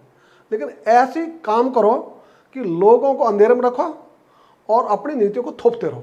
इसलिए गांव उजाड़ा नीति आज भी चल रही है, और आज भी यही नीतियां हमारे देश को बहुत पीछे धकेल रही है। ये कृषि प्रधान देश है, व्यापार प्रधान नहीं। हम इसको व्यापार प्रधान की तरह चला रहे हैं। हमको चाहे सड़कें क्यों चाहिए, 2 घंटे कम लगेंगे, तो तुम 4 घंटे ज़्यादा लग जाए, क्या फर्क पड़ जाएगा भाई। आपको दिल्ली से जयपुर जाने में 4 घंटे लगे, क्या क्या पहाड़ टूट जाएगा। और तुम 2 घंटे पहले चल रहे तो क्या क्या कर लोगे तुम। लेकिन बात ही वो है, ऐसी तर्क देते हैं, उद्योग पनपेंगे। अभी एक नया इन्होंने रोड का प्रपोजल दिया, इन्होंने ग्रीन फील्ड एक्सप्रेस वे इस बजट में प्रपोज किया राजस्थान के में। एक है कोटपुतली से लेकर अजमेर के किशनगढ़ तक, कि वहाँ मार्बल है, मार्बल व्यवसाय को पंख कैसे लगे। तो अभी 5 घंटे लगते हैं कोटपुतली से किशनगढ़ तक के। हम जो बनाएंगे 225 किलोमीटर भी जाना पड़ता है, इसको 181 बना देंगे, 44 किलोमीटर कम कर देंगे, तो 5 के बजाय 2 घंटे लगेंगे। तो भाई कोई सड़ जाएगा, गड़ जाएगा, ये तो आपका मार्बल क्या हो जाएगा इसका। तो न सर्दी इसको प्रभावित करे, न गर्मी करे, न बरसात करे, क्या फर्क पड़ रहा है आपके। ये 10 घंटे में पहुंच जाए तो क्या फर्क पड़ जाएगा। जबकि जरूरत तो वहाँ है जहाँ सब्जियां हैं, हाँ, फसलें हैं, जो मतलब 5 दिन में खराब हो जाती हैं, उनको एक्सपोर्ट या मार्केट दिखाने की जरूरत है। वो मान ही जाएंगे। इसलिए उसके लिए भी हमने यही उसमें अब बात कर रहा हूँ मैं, कि ये ऐसे जो नो एक्सप्रेस ग्रीन फील्ड, यानी आप हरियाली को तो कुल्हाड़ी चला रहे हो और उसको करो ग्रीनरी ला रहे। अरे ग्रीनरी को तो तुम सत्यानाश कर रहे हो, ग्रीनरी को तो खत्म कर रहे हो, खत्म करो, और ग्रीनरी के नाम पर रोड बना रहे हो। तो सीमेंट, कंक्रीट, इनसे ग्रीनरी होती है क्या। ये तो ग्रीनरी को नष्ट करते हैं। तो आप उल्टा काम कर रहे हो। इसलिए हमने कहा गांव आधारित अर्थव्यवस्था, किसान केंद्रित राजनीति, ये दिशा होगी। और यही हमने जाकर कहा मुंबई में इंडिया गठबंधन की मीटिंग में 31 अगस्त 2023 को। हमने कहा ये निंदा आधारित राजनीति छोड़ो, तुम जो सोच रहे हो ना हम सब एक हो जाएंगे तो हम सत्ता में कतई नहीं आओगे, नहीं आएंगे, है ना। लेकिन तुम्हारे कारण बैठा है क्या, और वो वोट वहीं रखेंगे क्या जो तुम्हारे बटे थे। नीतियाँ तो गांव आधारित, किसान आधारित बनाएंगे तो ही कुछ होगा, तो ही कुछ होगा। तो ये भी तैयार नहीं है। भाषण जरूर दे लेते हैं एक दूसरे के खिलाफ करने को, नहीं ये तैयार नहीं वो तैयार। इसलिए एमएसपी, एक बात और मैं बताता हूँ आपको, कांग्रेस ने जब हमने वो मुंबई की यात्रा की, उसमें वो चला कम से कम 1-1.5 घंटे लाइव, तो हमको रोक दिया था उनसे मिलने से। होटल पर जाने 1 किलोमीटर दूर थे हम। उसके बाद में मैडम सोनिया जी ने पत्र लिखा पीएम को, जो स्पेशल सेशन बुलाया था तब, कि इसमें एमएसपी पे कानून बनाने की चर्चा को भी रखा जाए एजेंडे में। पहली बार कांग्रेस ने, पहली बार उनके जीवन में एमएसपी की चर्चा ही नहीं थी। बाद में मुझे बुलाया, उसके पहले राहुल साहब ने, जब उनकी वो भारत जोड़ो यात्रा थी, उसमें हमारी कोई 1 घंटे चर्चा हुई। उनको सारा क्लियर किया कि भाई आप बनाओ नहीं कानून, उनका इसके बाद में बनाएंगे। तो इतना जरूर हुआ उसमें कि जब राजस्थान विधानसभा का चुनाव था तो एमएसपी कानून बनाएंगे, लेकिन चुनाव के 3 दिन पहले लाए मैनिफेस्टो। क्या प्रभाव होता है उसका। और बाद में जो लोकसभा का चुनाव उसमें लिखा है। तो अभी एक बात मैंने इनको पत्र लिखा अभी, राहुल साहब को, खड़गे साहब को भी, मैं कर्नाटक तो आपकी सरकार है, आप राष्ट्रीय अध्यक्ष हो वहाँ से, आप तो कर्नाटक बना दो कानून, क्यों राज्य का ही काम है कानून बनाने का। तो कर्नाटक बना दो, हिमाचल में तुम हो, तेलंगाना में तुम हो, कहीं तो बनाओ, एक स्टेट सेलेक्ट करो। वो भी बनाना नहीं चाहते, वो भी केवल जो है ना इस झुंझुनों को दिखाकर वोट लेना चाहते हैं कि देखो भाई हम तुम्हारे साथ है। अरे साथ हो तो बनाओ ना कानून, वो भी नहीं बनाना चाहते। इसलिए मुझे लगता है किसान के पक्ष में न ये दल है न वो दल है। नहीं, ऐसा कहते हैं कि जब किसान नेता होते हैं वो भी किसान की बात तब तक करते हैं जब तक वो किसान नेता हैं। किसी पद से जुड़ने के बाद राजनीतिक पार्टी में और पद पे पहुंचने के बाद वो किसान को भूल जाते हैं। आप सही करो सर जी, इसलिए कि वो जो भी बढ़ते हैं उनकी कृपा से बढ़ते हैं, ऊपर वालों की से। कोई एमएलए एमपी बनेगा तो पार्टी की कृपा से बनेगा, तो जो पार्टी को कृपा से बनेगा वो किसानों का ध्यान क्यों रखेगा, टिकट दाताओं का ध्यान रखेगा। जो टिकट दाता उनको देखेगा, उनकी आंख किधर जा रही है, वही काम करेगा वो। इसलिए टिकट दाताओं को देखने वाले जनप्रतिनिधि नीचे क्यों देखेंगे। नहीं, लेकिन सुझाव तो दे ही सकते हैं कि ये करना चाहिए। उनको डर लगता है ना कि यदि सुझाव दे दिया, हाईकमान नाराज हो गया तो टिकट कट, तो टिकट कटने में कितना टाइम लगता है। तो उनका टिकट कट गया तो हम तो गए काम से, तुम्हारा ये सुझाव में हम क्या निकालेंगे भाई। इसलिए वो सुझाव भी देंगे, इसकी संभावनाएं नगण्य सी रहती है। नहीं देंगे, दे देना, उनको मना कौन कर रहा है। तो आपकी नज़र में तो ऐसे किसान जो है फिर उसके लिए हकों, उसके किसान के हक की जीत है या उसके हक की बात है, वो फिर कब होगी? वो तब होगी जब किसान किसान बन के वोट देना सीखेगा। अच्छा, अभी किसान वोट देता है जाति पर, पंथ पर, धर्म पर, दल पर। तो हमने एक नारा दिया है, वे जाति धर्म से तोड़ेंगे और हम मूंग चने से जोड़ेंगे। ये जो स्पिरिट है, और ये पहले प्रयोग हो चुका देश में। 2 प्रयोग बताऊं आपको। पहला प्रयोग 1934 में जो अखंड पंजाब था, उसमें समान आर्थिक हितों के आधार पर करो मतदान। तो गेहूं की फसल का दाम लेना था, करो मतदान। आश्चर्य बता रहा हूं सर जी, हिंदू महासभा चुनाव लड़ी, मुस्लिम लीग चुनाव लड़ी, दोनों चारों ने चित। वो जो थी ना किसानों की पार्टी, वही जीत के आई इसी आधार पर कि सब गेहूं उत्पादक थे। और एक चीज़ और बताऊं, उसमें मैं आपको जोड़ना चाहूँगा। उस समय मिस्टर जिन्ना हो गए पंजाब में, जब मुस्लिम बंटवारा नहीं हुआ था तब, उस समय पहले उनका सारे मुसलमान हमारे साथ आ जाओ। तो उन्होंने एक ही प्रस्ताव पास किया, बस सर छोटू राम से बात कर लो, हम तो आ जाएंगे। हाँ, बड़े किसान नेता तो थे। हाँ, सर छोटू राम से उनकी बात करने की हिम्मत नहीं हुई जिन्ना की। इसलिए पंजाब का मुसलमान होती हुई मुस्लिम लीग के साथ नहीं गया। ये ताकत थी किसान एलिमेंट की। किसान को ये ताकत दिखानी पड़ेगी। हाँ, दिखानी पड़ेगी। तो ये जो ताकत है ये दिखानी पड़ेगी, और हम इसके लिए लगातार बोल रहे हैं कि भाई तुम किसान बनकर वोट दो। जब तक तुम पार्टियों को वोट दोगे तुम्हारा कोई भला नहीं करेगा। और दूसरा, मैं हालांकि वो सीधा किसानों से संबंधित नहीं है, उत्तर प्रदेश में 4 बार बसपा की सरकार बन गई। कैसे बनी? उन्होंने एक ही चीज सिखाई, अरे भाई दलितों, तुम किसी को हराना जिताने के लिए मतदान मत करो, अपनी ताकत दिखाने के लिए वोट दो। और वो ताकत ऐसी दिखाई कि सरकार बन गई इनकी, जिसको सोच नहीं सकता था उत्तर प्रदेश जैसे बड़े राज्य में। इसलिए जब स्पिरिट होती है ना, तो हम ये स्पिरिट पैदा कर रहे हैं अभी लोगों में कि आप वोट तो दो, लेकिन किसान बन के दो। जब वोट देने जाओ, बटन दबाओ तो किसान बनो। पानी देखो, फसल के दाम देखो, गांव में काम देखो, ये देखो ना। नहीं, लेकिन राजनीतिक पार्टियां तो ऐसी होती हैं, वादे भी करेंगे इस तरह के और किसानों के वोट भी ले जाएंगे, फिर भी काम नहीं करेंगे। सर जी आप सही कह रहे हो, आज तक यही हो रहा है। तो वायदे में तो कमी छोड़ते नहीं है, आसमान के तारे उतारना है चुनाव के समय। क्योंकि किसान तो भोला है। भोड़ा है, इसलिए महादेव जी भोड़े ही होते हैं। तो उनके ही चेले हैं सब किसान। तो वो जो भोड़ापन है वो तो किसान में है, लेकिन भोड़ा भी कभी कभी तो समझ जाता है, इतना तो समझ जाता है रोटी को बार बार पलटेंगे तो जल जाएगी, इधर पलटी फिर इधर पलटी तो जल जाएगी, खत्म हो जाएगी। तो इतना तो अभी समझेगा और अब लोगों में ये चेतना आ रही है, इसलिए समय बदलेगा और ये बदलेगा जिसको हमने कहा किसान राज, उसके द्वारा। कहीं ऐसा हो सकता है कि जैसे किसान फसल पैदा करता है, वो ये संकल्प ले ले कि मैं फसल का उत्पादन तभी करूंगा कि जब मेरे अनुसार नीतियां बन जाएंगी। वाह वाह शरद जी, बहुत अच्छा सुझाव है। लेकिन एक हमने प्रयोग किया इसी में, पैदा करने से संबंधित नहीं, लेकिन हमने कहा इस बार हम सरसों तो बेचेंगे लेकिन 6,000 प्रति क्विंटल से कम नहीं बेचेंगे। और ये आंदोलन हम चला के केवल 15 दिन एक्सपेरिमेंटल, और 15 दिन में चमत्कार हुआ, सरसों नहीं बेचेंगे। सरसों ऐसा उसका आवा बढ़ा कि लोगों ने कहा सरसों नहीं बेचेंगे 6,000 के बिना। भाव था 5,590 रुपये, 550। ये जो है ना स्पिरिट, इस स्पिरिट की जरूरत है, धीरे धीरे में आना पड़ेगा। जो आप कह रहे हो ना, आना तो वहीं पड़ेगा। क्योंकि किसान ने जैसे संकल्प ले लिया, कोई पूजा का संकल्प होता है ना, इस तरह से संकल्प ले लिया कि मैं उसी दिन फसल पैदा करूंगा और देश के नागरिकों का पेट भरूंगा जिस दिन मेरी सरकार बात सुन लेगी। लेकिन हम इसमें ये सोचते हैं कि हम जनता को दंडित नहीं करना चाहते।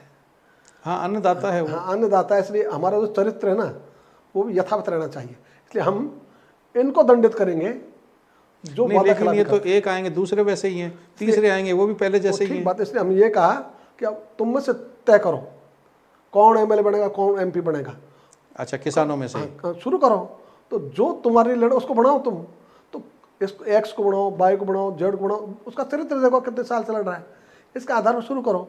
तो बदल ऐसे आता है, और बदल में समय लगता है, बदल में जल्दबाजी नहीं होती। अच्छा, राजस्थान में अभी खरीद नहीं हो रही है, पिछले 2 साल से बुरे हालात हैं, तो इसके लिए आप क्या कर रहे हो? इसके लिए हम लगातार पत्र लिख रहे हैं, अभी वार्ताएं हुई है, उसमें ये मुद्दा प्रमुख था। अभी जो हमने की ना अन्नदाता हुंकार रैली 6 अक्टूबर को करेंगे, और उसके बाद में सरकार 2 अक्टूबर को हैंड्सअप हो गई थी, और उसमें वार्ता हुई 3 अक्टूबर को। अब अगली वार्ता होनी है स्टेट लेवल की, स्टेट लेवल की थी, उसमें उन्होंने संभागीय आयुक्त को हेड बनाया था, जयपुर वाले को, और अब उन्होंने सारी रिपोर्ट भेज दी। अब उसमें आगे फिर वो प्रोसीड होगी। तो कम से कम छोटी मोटी बातें वो तो हो। नहीं, खरीद तो शुरू ही नहीं हो रही, नहीं हुई, कहीं नहीं हुई। इसलिए जहां फसलें पैदा पहले हम देखते थे कि जब खरीद जब शुरू होती थी दीपावली से पहले हो जाती थी, और किसान अपनी फसल बेच के आता था, दीपावली मनाता था। शरद जी, हमने तो इनको एक ज्ञापन लगातार लिखा है, मुख्यमंत्री को भी, प्रधानमंत्री को भी, और भारत के कृषि मंत्री को भी, कि आप खरीफ फसलों की खरीद शुरू करो 1 सितंबर से, और रबी की जो खरीद वो शुरू करो 1 फरवरी से। सही है। तो आप तो तब खरीद करते हो तो किसान घास से चली जाती है। सरसों इन्होंने कब शुरू की? 15 अप्रैल को, तो व्यापारी खरीद ले गया तब तक बस। और सरसों आ गई थी 15 फरवरी को मार्केट में। एक विडंबना किसान की ये आती है कि जब वो बिक्री के लिए लेके जाता है, सरसों ले जाए या अपना बाजरा ले जाए, कि इतनी हेक्टेयर तक का ही हम परमिट जारी करेंगे, इतने हेक्टेयर तक उपज को ही हम खरीदेंगे, जबकि किसान के पास मान लो 25 हेक्टेयर 50 हेक्टेयर है पैदा किया, फिर वो कहाँ ले जाए? करेक्ट। इसलिए इन्होंने जो राइडर लगा रखे हैं, तो राइडर को आप हटवाइए। हाँ, वो उसको भी हम लगातार लड़ाई लड़ रहे हैं, उसमें आंशिक सफलता मिली हमें। इन्होंने तेलहन और दलहन और मोटे अनाज, इनके बारे में से प्रतिबंध लगाए। तो तिलहन दलहन में हमने कहा जी आप ये प्रतिबंध क्यों लगा रहे हो, हटाओ उनको। तो ये 2014 से प्रतिबंध है, कांग्रेस के समय से, जो बीजेपी ने कंटिन्यू किया उनको। इस बार तो दोनों एक है बेचारे, कांग्रेस बीजेपी दोनों ही, है ना। वो जो प्रतिबंध है, तो दलहनों में तूर, उड़द और मसूर, इन 3 से इन्होंने प्रतिबंध हटा दिया 31 मार्च 2024 को। लेकिन मूंग और चना छोड़ दिया, सरसों मूंगफली छोड़ दी, सोयाबीन छोड़ दी, तो ये छोड़ दी इन्होंने। तो ये जो इनकी स्थिति है, और मोटे अनाजों में ऐसी नीति बना दी, आपको राज्य की योजनाओं के लिए आवश्यकता हो तो ही खरीदो। तो राइडर लगा दिया, हम कह अबॉलिश इट, इसको समाप्त करो।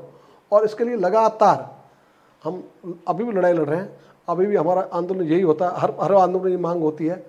और ये भारत के कृषि मंत्री, उनसे 2 बार बात हुई है, 2-2 ढाई घंटे, और वो कन्विंस्ड कर नहीं पाए, है ना। हमारे यहीं के राजस्थान के ही हैं कृषि राज्य मंत्री, तो उनको तो बेचारों को फुर्सत ही नहीं है, वो पता नहीं किस में व्यस्त रहते हैं। अब एक महत्वपूर्ण बात यह है कि आज हम देखते हैं कि बजट पूर्व हर एक मुख्यमंत्री किसी भी पार्टी का हो किसानों से संवाद करता है, और किसान भी वो बुलाए जाते हैं जो पार्टी की विचारधारा के होते हैं। तो आपका संगठन खुले रूप में कि राजस्थान से प्रगतिशील किसान आए, आपके संगठन से जुड़े किसान आए और वहाँ खुले में एक मसौदा तैयार करके भेजा जाए कि बजट में ये शामिल किया जाए, इसके ऊपर भी आप काम कर रहे हैं? निश्चित। इस पर हमने 2017-18 से काम शुरू किया। प्रति वर्ष का हमारा ज्ञापन है। हाँ, पहले बीजेपी बुलाती थी, कांग्रेस भी बुलाती थी, दोनों पार्टियों ने बराबर बुलाया प्री बजट मीटिंग में। जब से ये नई सरकार बनी है, इनको पता नहीं क्या डर लगता है, क्या है कि उन्होंने बंद कर दिया। अच्छा, ये भजनलाल सरकार ने बंदी कर हाँ, दिया? बंद कर दिया, अब इनको नहीं बुलाएंगे, है ना। तो अब ये है ना, तो उनको लगता है कि कोई, कहीं ऐसा तो नहीं है भजनलाल जी मतलब आपसे या किसानों से डरे हुए हों? अब ये तो वही बता सकते हैं अच्छी तरह, मैं तो कैसे बताऊँ उनके बारे में। लेकिन इतना मुझे जानकारी है कि जब से वो मुख्यमंत्री बने हैं, उन्होंने 2 प्री बजट मीटिंग तो उनकी हो चुकी पूरे बजट की, उसमें उन्होंने नहीं बुलाया। जबकि पूरा उन्होंने डेटा लिया, सारा लिया ऑफिसर्स ने, लेकिन ऑफिसर क्या कर सकते हैं, निर्णय तो वो करेंगे।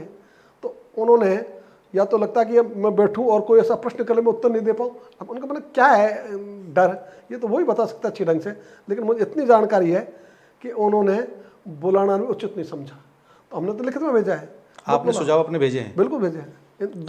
उनको शामिल किया बजट में कोई सुझावों को? ऐसा है, अभी तो किए नहीं। अच्छा, अभी किए नहीं। हाँ, यही सुझाव तो हमारे ज़्यादातर है। तो जो अभी अपन बातचीत कर रहे हैं, यही सुझाव है। लेकिन इनको भाषण जरूर दे देते हैं इन पर, किसान हमारी प्राथमिकता पर है, ये सरकार किसानों को सर्वोच्च प्राथमिकता देने वाली है। ये तो खूब रोजाना अखबारों में पढ़ लो, लेकिन उस लाइन पर चलते नहीं। इसलिए क्यों कह रहे हैं? एक हमने देखा है कि आपका जो संगठन है वो टैगिंग के लिए बड़ा काम कर रहा है कि जो यूरिया के साथ में जो टैगिंग हो रही है, डीएपी के साथ में, इनके साथ में जो टैगिंग हो रही है, और इफ़को जो नैनो यूरिया वगैरह दे रहा है, तो उसको हमने देखा है कि आपके जो संगठन से जुड़े पदाधिकारी हैं वो खुले में मतलब उसका विरोध कर रहे हैं उसको। सही बात है। तो सरकार ने उसके ऊपर कोई काम किया है या आपकी ये मांग कब तक रहेगी? सरकार ने काम किया है। राजस्थान सरकार ने परिपत्र जारी किए, भारत सरकार ने परिपत्र जारी किए, तो उन परिपत्रों का वजन कितना है फील्ड में अभी है नहीं। इसलिए इस जो हम मांग करते हैं, जो विरोध करते हैं, उसका असर तो इसलिए होता है कि वो लॉजिकल है, तार्किक है, लेकिन उसमें भी मीन में एक निकाल देते हैं। आपको एक महत्वपूर्ण बात बताता हूँ। कभी आप सरकार से ये पूछना कि आपका जो नैनो डीएपी है, नैनो यूरिया है, कभी भी किसी भी प्रोडक्ट को किसान के खेत पे जब उतारा जाता है तो उसका गहन परीक्षण किया जाता है। पहले लैब में होता है, उसके बाद किसान के खेत पे होता है, किसका क्या रिजल्ट है, उसके बाद में उसको जारी किया जाता है। नैनो यूरिया और नैनो डीएपी कहीं भी इनका कोई परीक्षण लैब में नहीं हुआ है, न किसान के खेत पे हुआ है। ये ज़बरदस्ती किसान पे थोप दिए गए हैं। शरद जी, आप सही कह रहे हो, और इसमें इतनी मैं जोड़ना चाहूँगा। सबसे पहले टोंक जिले में हमारे जिलाध्यक्ष गोपीलाल जाट, उनको सुझाव दिया वहाँ के कृषि पर्यवेक्षक ने कि आप ये नैनो काम में लीजिए, काम में लीजिए, नैनो यूरिया, आपकी पैदा बढ़ जाएगी। उन्होंने काम लिया। पहले तो जिस उनके खेत में पैदा होती थी 10.5 कुंटल, वे रही 7.5 कुंटल। और अच्छी बात ये रही, इसी पे काम किया पंजाब कृषि विश्वविद्यालय ने जी। उन्होंने निष्कर्ष दिया, उन्होंने कहा कि नैनो के उपयोग से गेहूं की फसल में 21.6%, धान की फसल में 14% कमी आई है। उनको भी नहीं मान देता। नहीं, वहाँ पे तो बिक्री देना बंद कर दिया पंजाब में, तो उसने सरकार वो ने तो भी। बंद कर दिया, लेकिन पूरे भारत के लिए नहीं। तो पूरे भारत में तो सरकार को जैसे जहाँ रिजल्ट नहीं आ रहे हैं तो उसको कहीं भी ऐसा उसमें शर्मिंदगी नहीं होनी चाहिए कि हमने लागू किया और हमें वापस लेना पड़ रहा है, क्योंकि किसान का मामला है और महंगा है, रिजल्ट नहीं है, तो उसको वापस लेने बुराई क्या है। इसलिए तो हमारे जो लॉन्च हुआ था ना, वो ऑनरेबल पीएम ने किया था नैनो यूरिया का। अब वो बैक कैसे हो, तो आपके जो है ना आसपास रहने वाले हैं, उनकी जांच करो ना, किसने आपको सुझाव दिया, उसको दंडित करो। तो अपना आपको ऐसा सुझाव ही नहीं देगा। तो बिना लैब में जांच किए एकदम सही बात कही आपने, बिना किसी प्रयोगशाला में इनकी जांच किए इन्होंने उसको लॉन्च कर दिया। तो आप ये तो देखते आज तक जांच नहीं हुई है। नहीं हुई। ठीक बात इसलिए है, ये जो जांच का विषय है ये करा लें तो ये इनके दिन ही अच्छा जाए। अच्छा, एक महत्वपूर्ण बात आप हमें बताइए। आप तो अधिवक्ता भी रहे हैं और अच्छे अधिवक्ता रहे हैं, पुराने समय के अधिवक्ता हैं, पकड़ भी किसानों के मुद्दों पे अच्छी है आपको। तो किसानों के कुछ ऐसे मुद्दे जो सरकार ने नहीं माने हों और उनको लेकर के आपने हाई कोर्ट में जनहित याचिका दायर की हो और जिस पे काम हुआ हो? दो विषय पर हमने अभी जो जनहित याचिका चल रही है, एक तो हमने एमएसपी पे की है जिसकी बात सरकार ने नहीं मानी, और हमने उसमें लिखा है कि भारत सरकार ने कानून बना दिया, कृषि लागत में मूल्य आयोग ने रिकमेंड कर दिया, और राजस्थान का जो किसान आयोग बना, जो अभी आप शब्द बोल रहे थे ना, नीलामी बोली एमएसपी से शुरू, वो रिकमेंडेशन है राजस्थान किसान आयोग की। अच्छा, सीआर चौधरी जी ने मतलब रिकमेंड कर सीआर चौधरी की बस की बात है नहीं बेचारो। अच्छा, तो इनके पूर्ववर्ती सरकार ने नारायण सिंह जी ने जी नारायण सिंह ने ये काम किया। इन्होंने तो ये तो कलम चलाएंगे नहीं, है ना, ये तो ऐश करेंगे, राज भोगेंगे, इसलिए राज भोग रहे हैं, वो तो उनके भाग्य में है ना, तो उन्होंने तो उसको भाग्य मान लिया, है ना। तो कहीं भी जहाँ भी राज मिले, सुविधा मिले, वहीं जा बैठो, तो उनकी तो स्टाइल अलग है, उनकी बात मैं नहीं कर रहा, मैं नारायण सिंह जी की बात कर रहा हूँ, जिन्होंने 2 प्रतिवेदन प्रस्तुत किए हैं सरकार को किसान आयोग के रूप में। हालांकि उन प्रतिवेदन में सरकार ने कोई काम नहीं किया, उन्होंने तो प्रस्तुत किए, वो डॉक्यूमेंट है, उनको हम हाईकोर्ट लेकर गए और वो आज भी हाईकोर्ट में पेंडिंग है, और वो 2018 से जो कोर्ट में लगनी थी आज तक लगी नहीं, उसका हम प्रयास कर रहे हैं। अब कह रहे हैं वो फाइल नहीं मिल रही, तो भाई ढूंढो, भाई नहीं मिल रही तो ये दोबारा से लगा दो। वो तो वो कहे तब लगे ना, वो ऑर्डर करता है हाईकोर्ट तब लगती है, उसकी भी हम प्रोसेसिंग बराबर कर रहे हैं। तो ये जो है इसी ढंग से दूसरी लगाई एक फैंटास्टिक चीज़, झुंझुनू में नुकसान का आकलन किया राजस्व विभाग ने और कृषि विभाग ने। कृषि विभाग कहता है नुकसान 40 से लेकर 90% तक है, और राजस्व कहता है कि 20% से कम है। उनका दोनों आपके विभाग है, तय कर लो ना कौन सा ठीक है। दोनों सरकारी विभाग हैं, दोनों सरकारी है भाई, हमारा तो है नहीं। उसकी भी रिट पेंडिंग है, उसके अभी शायद 15 नवंबर को लगेगी वो। तो ये भी की है, और ये जो 3 कानून आए उनको भी हमने चुनौती दी, और उनको चुनौती दी कि ये विषय केंद्र का नहीं है, कृषि और किसान कल्याण ये राज्य के विषय है। इस आधार पर तो यहाँ सुनवाई चल रही थी।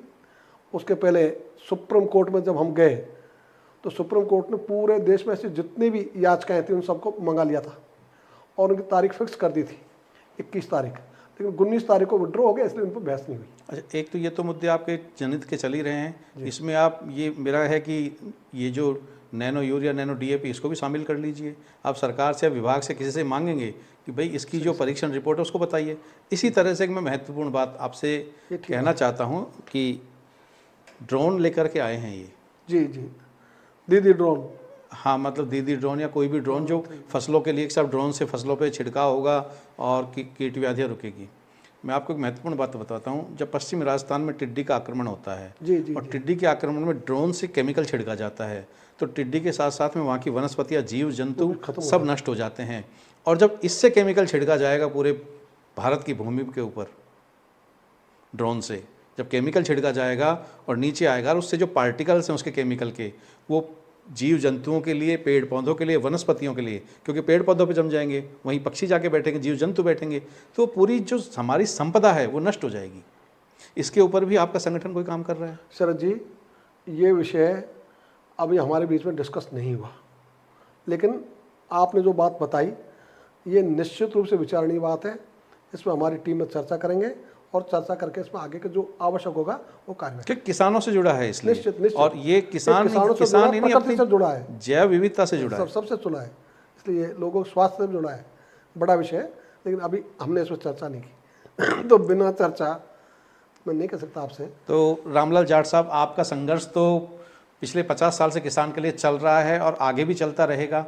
सरकार से आप लड़ रहे हैं और कोर्ट के माध्यम से भी आप लड़ रहे हैं, तो इसी तरह किसान के जो दूसरे मुद्दे हैं उनके ऊपर भी आप किसान के लिए लड़ते रहिए, हम तो यही आपसे कहेंगे।